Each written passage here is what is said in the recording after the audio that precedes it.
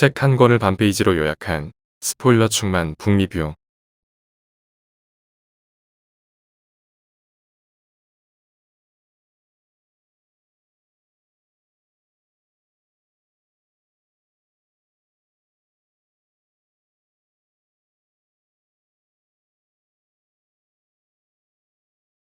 서문.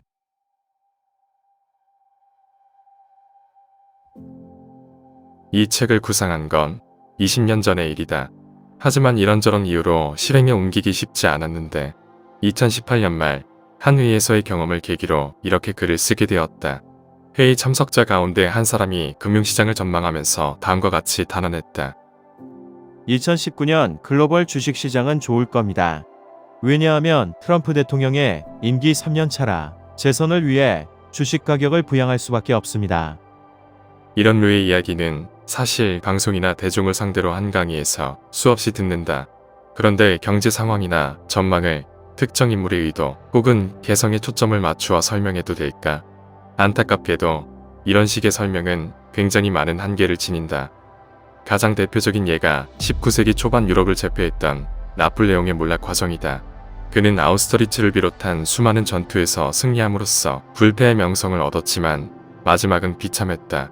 1815년 워털루 전투에서 영국의 웰링턴 공작이 이끄는 연합군에 패배한 후 대서양의 절에고도 세인트 헬레나 섬에 유배되어 1821년 죽을 때까지 풀려나지 못했다. 포병 전력에 대한 강조와 기동력을 이용한 분산 격파 등 현대 육군 교리 대부분을 만들어낸 천재 전략가가 어쩌다 이렇게 되었을까? 일부에서는 워털루 전투에서 프로이센 군이 단 한 시간만 전장에 늦게 나타났더라도 프랑스가 결정적 승리를 거두며 역사가 바뀌었을 것이라고 이야기한다. 그러나 필자는 그 의견에 반대 입장이다. 왜냐하면 워털루 전투 이전에 벌어졌던 스페인 살라망카와 러시아 보로디노 그리고 독일 라이프치히 전투에서 나폴레옹의 군대는 연전 연패 중이었기 때문이다. 그럼 어떤 요인이 나폴레옹을 패망으로 이끌었을까? 1789년 프랑스 대혁명 이후 20년 넘게 이어진 전쟁으로 병력 자원이 고갈된 게 가장 직접적인 이유이겠지만 영국이 압도적인 경제력을 지니고 있었던 것도 무시할 수 없다. 러시아가 나폴레옹의 대륙공 서령을 어기고 영국 편에 선 것도 그리고 스페인 사람들이 영국군을 지원하며 게릴라전을 펼친 것도 결국 영국이 제공하는 값싸고 질 좋은 공산품과 풍부한 식량 때문이었으니 말이다. 나폴레옹 전쟁이 주는 교훈은 주식시장에도 적용된다. 1981년 카터 대통령과 1993년 부시 대통령이 재선에 실패한 이유는 무엇일까? 그들이라고 집권 3년차에 주식시장을 부양하여 재선에 성공하고 싶지 않았을까? 그러나 1980년에 일어난 제2차 석유파동과 1991년 걸프전이 이들의 꿈을 산산조각 내고 말았다. 1993년 말 대통령 선거에서 부시와 맞붙은 클린턴의 유명한 선거 캠페인 바보야. 문제는 경제화가 그토록 인기를 끌었던 건 결국 불황 때문이었다. 물론 필자는 2019년 주식시장이 몰락할 것이라고 주장하는 것은 아니다. 1929년 세계 대공황 이후 전 세계 중앙은행이 경기 불황에 대처하는 법을 깨달은 다음 과거에 비해 호황은 길고 불황은 짧은 모습을 보이고 있기 때문이다. 가장 가까운 예로 미국 경제는 2009년 3월 바닥을 친 다음 이 책을 쓰고 있는 순간까지 10년째 호황을 누리고 있다. 따라서 2019년 세계 경제가 극심한 불황으로 고통받을 가능성은 높지 않다. 다만 미국 대통령의 캐릭터 혹은 재선에 대한 동기만으로 세상을 예측하려 드는 것에 대해 반대할 뿐이다. 그럼 어떻게 해야 할까? 필자가 이 책을 쓴 이유가 여기에 있다. 세계 역사를 바꾼 중요 사건의 배경을 살펴봄으로써 세계가 어떻게 돌아가고 있는지 이해의 폭을 넓혀보자는 것이다. 물론 이 책 한 권 읽는다고 해서 세상 일이 명쾌하게 다 설명되지는 않겠지만 영웅의 행동만으로 설명되지 않는 세계사의 이면도 있음을 이해하는 데에는 도움이 되리라 생각된다. 1929년 미 증시 대폭락의 원인은 레버리지 투자. 1929년 세계대 공황의 출발점이 그해 10월 말에 발생한 주가 폭락 사태라는 것에 대해서는 많은 경제학자가 공감하는 것 같다. 참고로 세계 대공황이란 1929년부터 1934 가장 직접적인 충격을 받았던 미국의 경우 1929년 국민 총생산을 100이라고 가정할 때 1933년에는 73.7까지 축소되었다.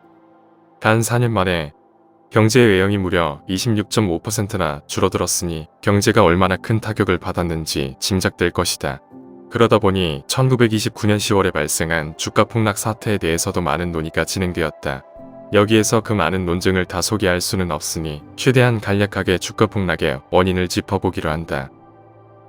1929년 10월 미국 증시가 무너진 가장 직접적인 이유는 그 이전 6년간 주가가 너무 많이 오른 데 있다.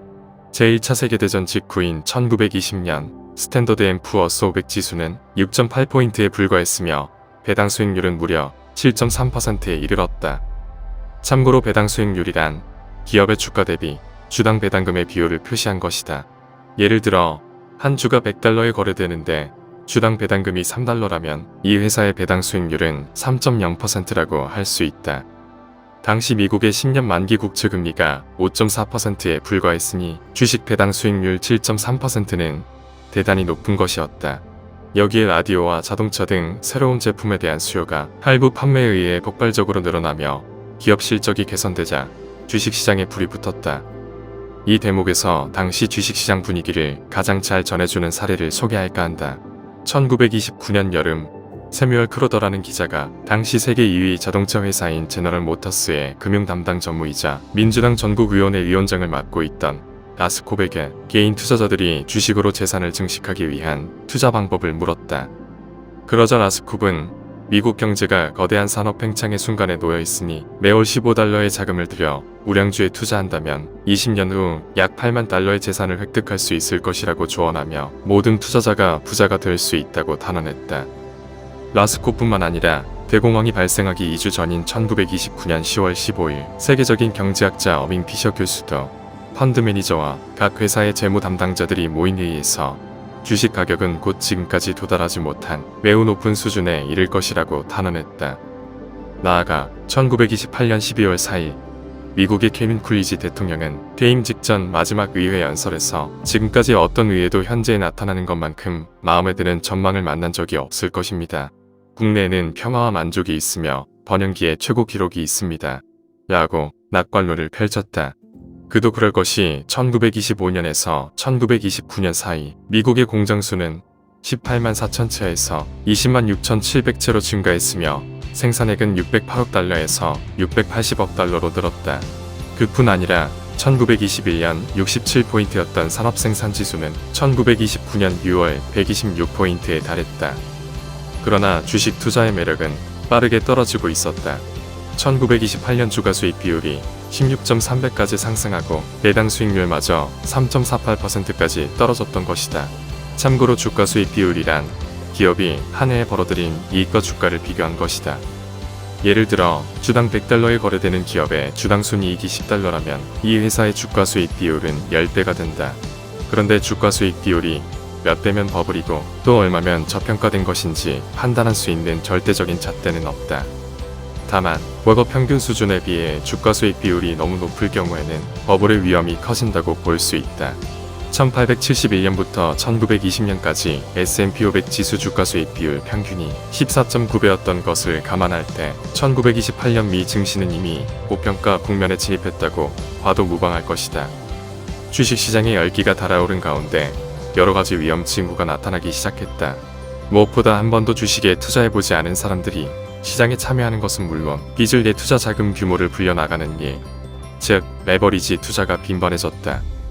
이 대목에서 잠깐 레버리지 투자에 대해 살펴보자.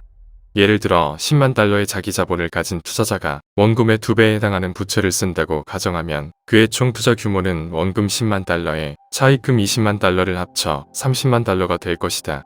만일 그가 투자한 주식이 연 20% 상승한다면 그는 주식 투자로 6만 달러의 수익을 얻는 셈이 되며 부채에 따른 이자를 감안해도 원금 대비 투자 수익률은 40%가 될 것이다. 부채 덕분에 투자자의 실질적인 투자 수익률이 크게 늘어났음을 알 수 있다. 그러나 주가가 하락하기 시작하면 레버리지 투자는 심각한 문제를 일으키게 된다. 예를 들어 1년 동안 주가가 30% 하락한다면 그의 총 투자금은 21만 달러로 줄어들 것이며 투자 원금은 단 1만 달러만 남을 것이다. 여기에 부채 20만 달러에 대한 이자 2만 달러를 감안하면 그의 순자산은 마이너스 1만 달러가 된다. 물론 돈을 빌려준 금융기관이 이를 그대로 지켜볼 리가 없다. 차입금을 상환하지 못할 정도의 주가 폭락을 겪을 때 마진콜이 발생한다. 마진콜이란 말 그대로 추가적인 담보 주식이나 현금을 예치하지 않는 한 강제로 보유 주식을 매도해 대출을 회수하겠다는 통보 전화를 의미한다.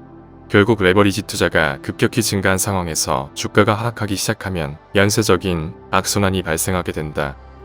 이런 일이 1929년 미국 주식시장에서 대규모로 벌어졌다.